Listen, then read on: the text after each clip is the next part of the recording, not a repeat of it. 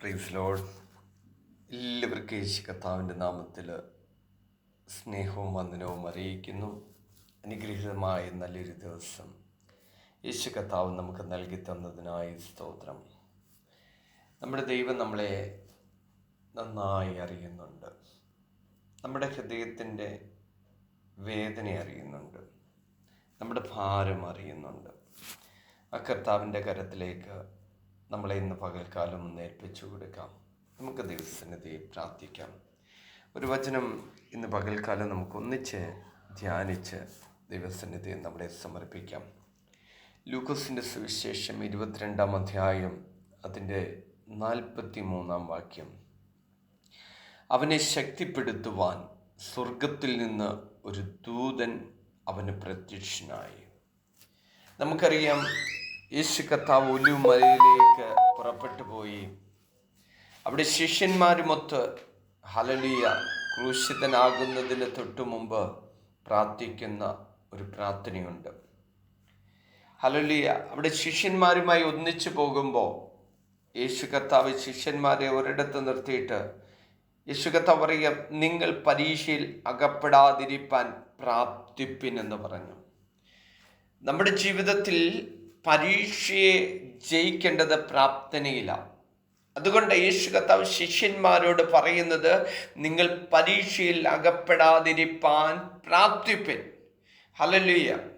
ഈ ഹല്ലേലൂയ ഒലിവുമലയിൽ ഈ ലാസ്റ്റ് സമയത്ത് പോയി പ്രാർത്ഥിക്കാൻ പോകുന്നത് താൻ അനുഭവിക്കുന്ന വേദനയുടെ ഭാരം, താൻ അനുഭവിക്കാൻ പോകുന്ന കഷ്ടത എന്തെന്ന് ഹല്ലേലൂയ നന്നായി അറിയുന്ന യേശു കർത്താവ് ശിഷ്യന്മാരുമായി ഒത്ത് ഹല്ലേലൂയ അവിടെ പ്രാർത്ഥിക്കാൻ പോകുമ്പോൾ ഹല്ലേലൂയ ശിഷ്യന്മാരെ ഒരിടത്ത് നിർത്തിയിട്ട് താൻ അല്പദൂരം മാറിപ്പോയി പിതാവിനോട് പ്രാർത്ഥിക്കുക.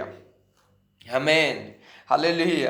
ആ പ്രാർത്ഥനയിൽ ഹല്ലേലൂയ അവിടെ പറയാന് ഒരു കല്ലേറു ദൂരത്തോളം വാങ്ങിപ്പോയി മുട്ടുകുത്തി പിതാവിൻ്റെ സന്നിധിയിൽ താൻ പ്രാർത്ഥിക്കുക. പ്രാർത്ഥന ഇങ്ങനെ, പിതാവേ, നിനക്ക് മനസ്സുണ്ടെങ്കിൽ ഈ പാനപാത്രം എങ്കിൽ നിന്ന് നീക്കണം.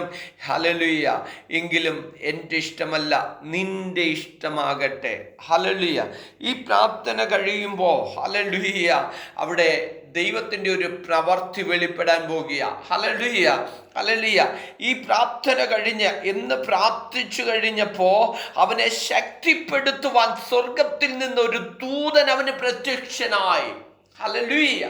ഇന്ന് പകൽക്കാലം ദൈവ പൈതലേ, ഹല്ലേലൂയ, നീ അനുഭവിക്കാൻ പോകുന്ന വിഷയം, നീ അനുഭവിക്കാൻ പോകുന്ന ഭാരം, നിന്റെ ഹല്ലേലൂയ മുന്നോട്ടുള്ള യാത്രയെ അറിയുന്ന ദൈവം നിന്നെ ശക്തിപ്പെടുത്തുവാൻ ഹല്ലേലൂയ സ്വർഗത്തിൽ നിന്നൊരു ദൂതനെ സ്വർഗം നിനക്കായി അപ്പോയിന്റ്മെന്റ് ചെയ്യുക.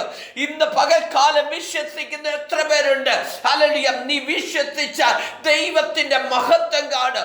ഇന്ന് പകൽക്കാലം ഹല്ലേലൂയ നിന്നെ അറിയുന്ന കർത്താവ്, നിന്റെ വിഷയം അറിയുന്ന ദൈവം. ഹല്ലേലൂയ. ഒരുപക്ഷെ നീ കരയുകയായിരിക്കാം, ഒരുപക്ഷെ നിനക്ക് എന്ത് ചെയ്യണമെന്ന് അറിയത്തില്ലായിരിക്കാം, ഒരുപക്ഷെ നിന്റെ ഹല്ലേലൂയ പ്രതിസന്ധിയുടെ ആഴം വലുതായിരിക്കാം. ഹല്ലേലൂയ. നീ ഇന്ന് പകൽക്കാലം ആ സ്വർഗത്തിലേക്ക് നോക്കി ആ മുട്ടുകുത്തി ഉയരത്തിലെ ദൈവത്തിന്റെ സന്നിധി നിന്റെ വിഷയം ഏൽപ്പിക്കുമെങ്കിൽ നിന്നെ കരുതുവാൻ, നിന്നെ ശക്തിപ്പെടുത്തുവാൻ നിനക്ക് വേണ്ടി സ്വർഗം ഒരു ദൂതനെ അയക്കും. ഹല്ലേലൂയ. ഇവിടെ കാണുന്നുണ്ട്, ആമേൻ, സ്വർഗം ഒരു ദൂതനെ അയക്കുക. തൻ്റെ ഏകജാതനായ പുത്രനെ കരുതുവാൻ, ശക്തിപ്പെടുത്തുവാൻ, അവനെ ഹല്ലേലൂയ ബലപ്പെടുത്തുവാൻ. ഹല്ലേലൂയ. ഇതിലൂടെ കടന്നുപോയേ മതിയാകൂ. നീ ചിലതൊക്കെ പ്രാപിച്ചെടുക്കുക. ഈ കഷ്ടതയിലൂടെ കടന്നുപോയേ പറ്റത്തുള്ളൂ. അങ്ങനെ ഹല്ലേലൂയ നീ ചിലതൊക്കെ ഹല്ലേലൂയ പ്രാപിച്ചെടുക്കുക.